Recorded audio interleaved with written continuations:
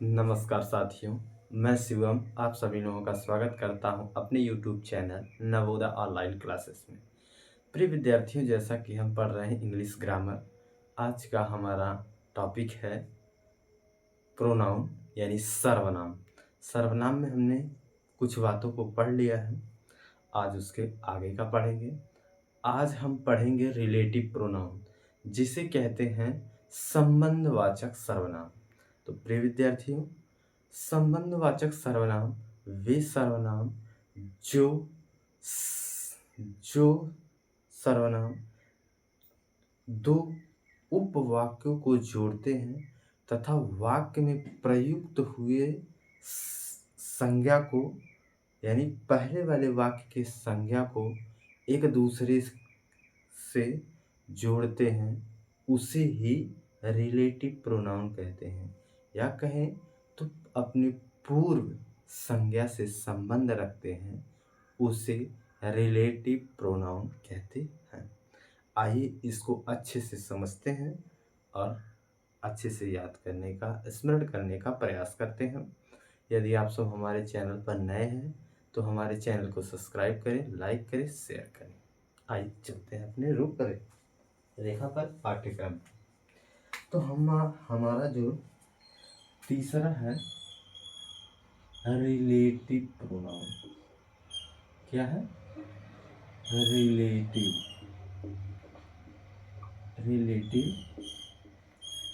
Pronoun. Okay, तो relative pronoun से पता चल रहा है कि ये संबंधवाचक सर्वनाम, संबंधवाचक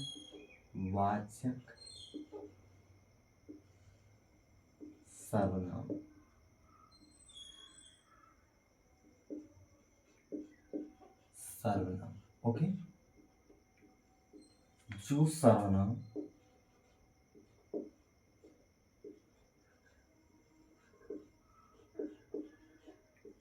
दो उपवाक्यों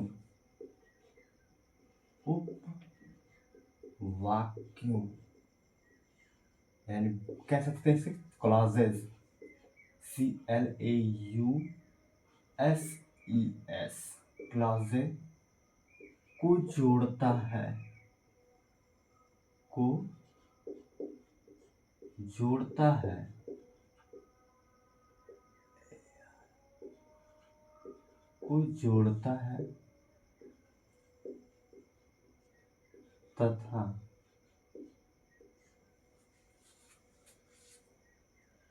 तथा अपने से पूर्व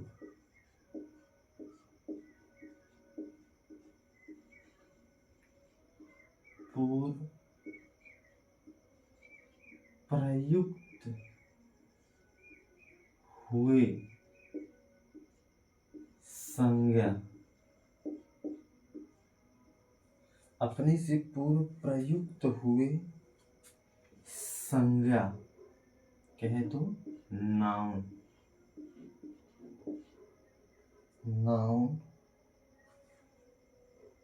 के नाउन का आगे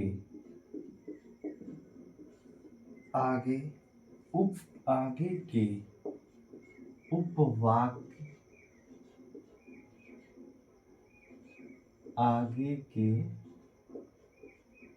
उपवाक्य उपवाक्य से संबंध प्रकट करता है।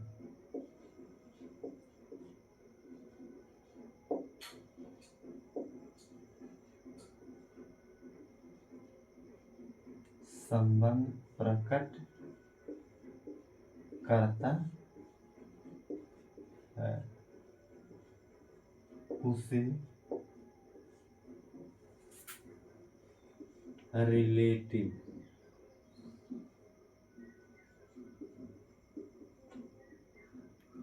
प्रोनाउन यानी संबंधवाचक सर्वनाम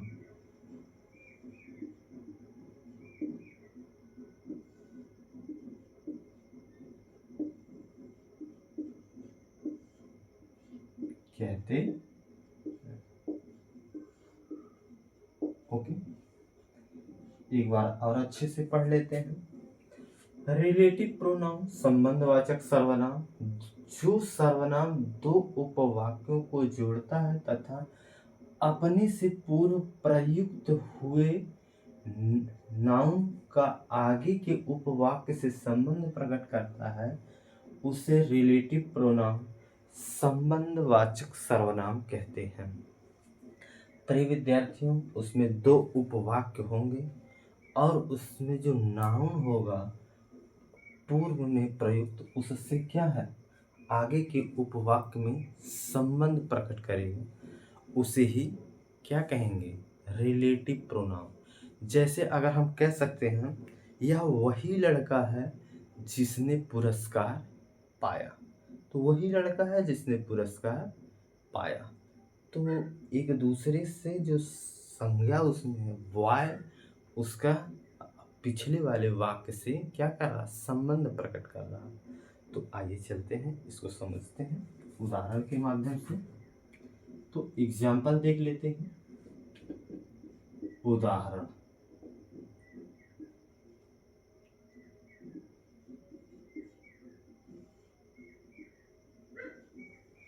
देख लेते हैं। This is A this is a boy, this is a boy who got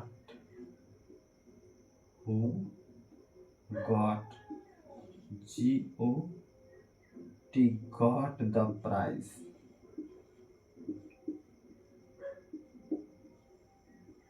got the prize। यह वही लड़का है, यह वही लड़का है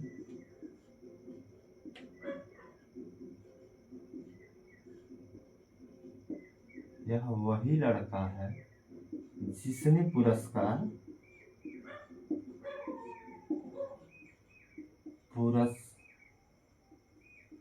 जिसने पुरस्कार पाया। ओके, इसी प्रकार से अगला देख लेते हैं। तो कह सकते हैं यह वही घोड़ा है जिसे बहुत प्यार करते थे। ओके, मैं बहुत प्यार करता था, कह सकता है यह वही घोड़ा है जिसे मैं बहुत प्यार करता हूँ। तो this is a horse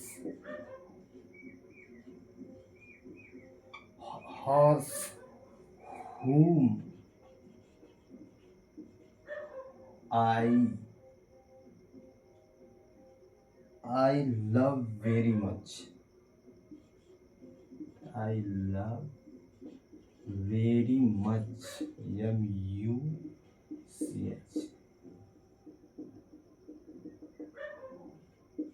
very much। यह एक घोड़ा है, यह वही घोड़ा है, यह वही घोड़ा है जिसे मैं प्यार करता हूँ। यह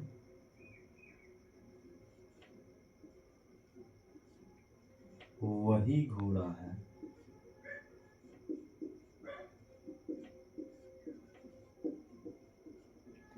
जिसे मैं प्यार करता हूँ। प्रिय विद्यार्थियों, आप देख सकते हैं इसका जो संबंध है इस पे अपनी पूर्व प्रयुक्त हुए रहे। तो यहाँ नाम कौन सा प्रयुक्त हुआ है, बॉय, यहाँ कौन सा प्रयुक्त हुआ, हॉर्स। तो एक दूसरे से संबंध रख रहे हैं। अगला देखेंगे, यह वही आदमी है जिसका पर्स खो गया था। This is a man man whose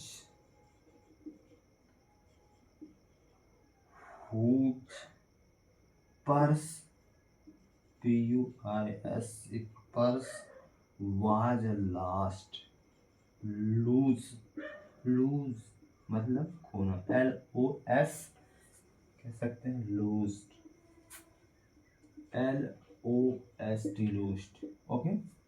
यह वही आदमी है जिसका पर्स खो गया था। यह वही आदमी है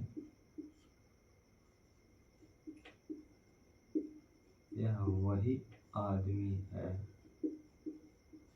जिसका पर्स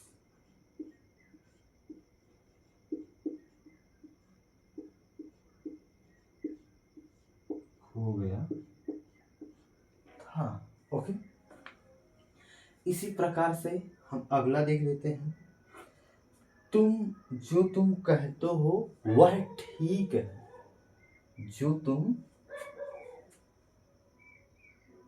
कहते हो वो ठीक है।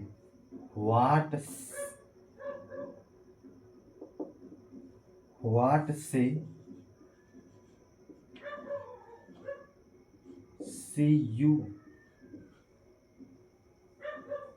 यू से रहे। वाट यू से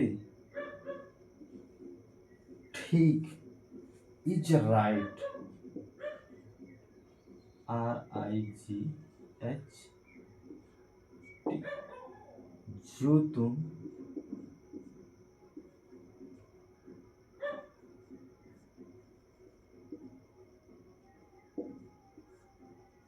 कहते हो वह या वही ठीक है। ओके,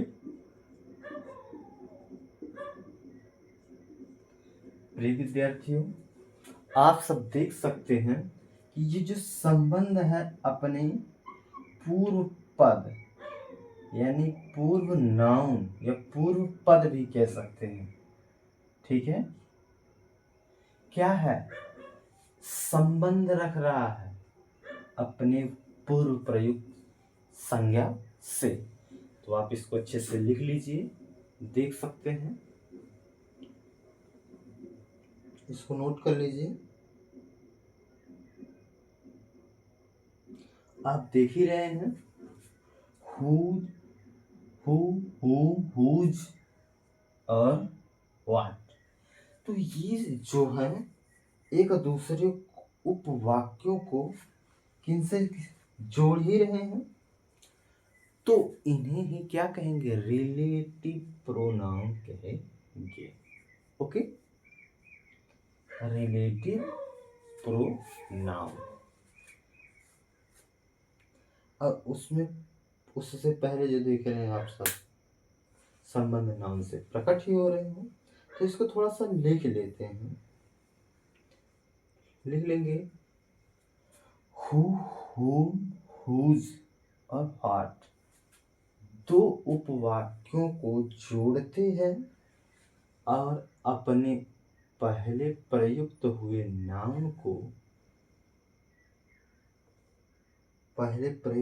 नाउन से संबंध प्रकट करते हैं। यही लिख लेंगे हम सब। ऐसे कहें तो नोट पॉइंट लिख लेंगे हम सब। ओके, इसको मिटा देते हैं और ये परिभाषा रहने देते हैं, डेफिनेशन, जो कि हमको हमारे बोर्ड पर दिखती रहेगी।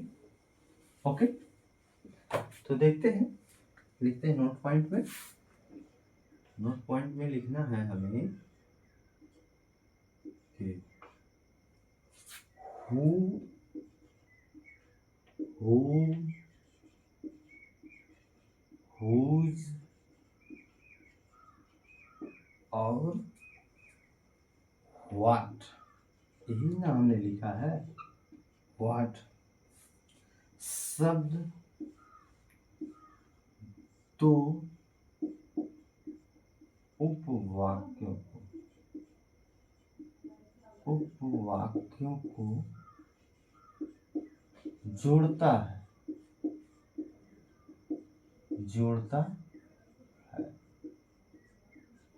है तथा अपने पूर्व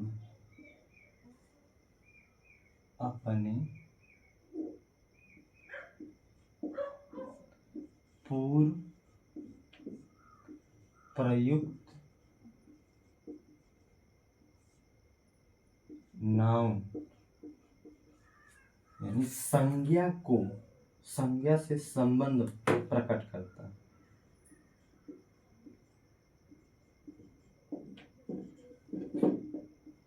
संबंध प्रकट करता है। ओके, देख ही सकते हैं। इन्हें इसीलिए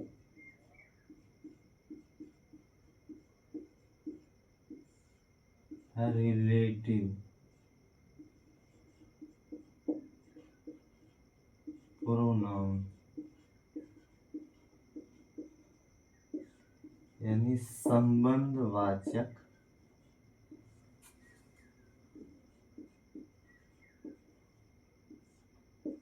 सर्वनाम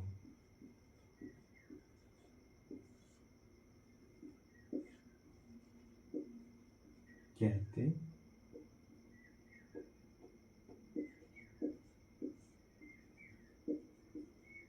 संबंधवाचक सर्वनाम कहते हैं।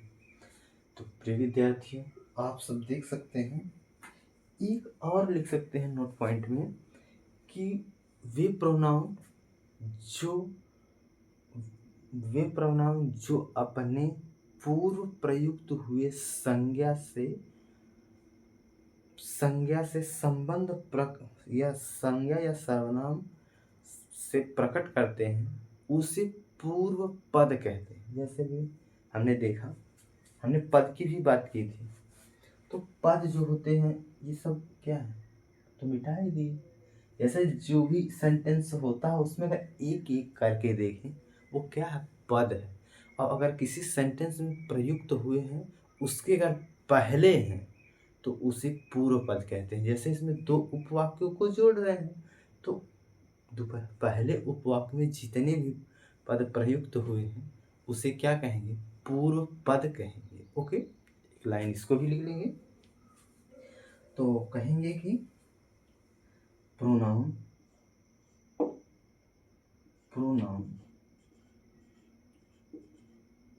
सर्वनाम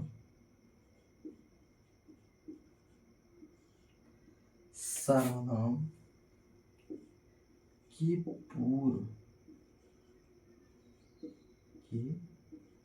पूर्व प्रयुक्त या प्रयुक्त नहीं, पूर्व प्रयोग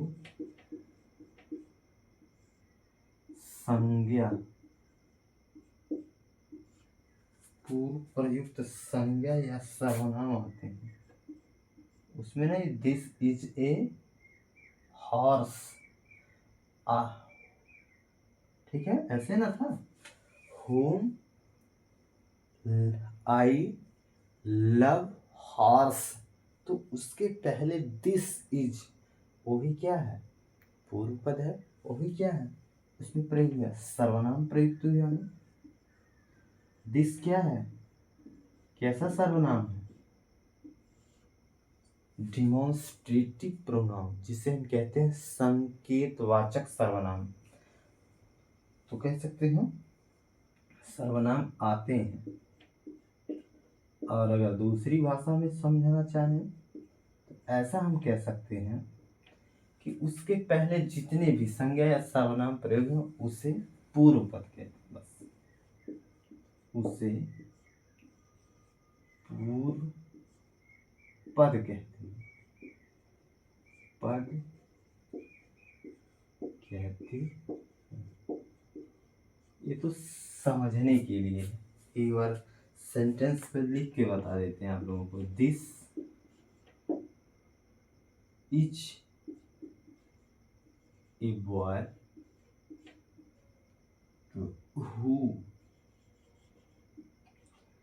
who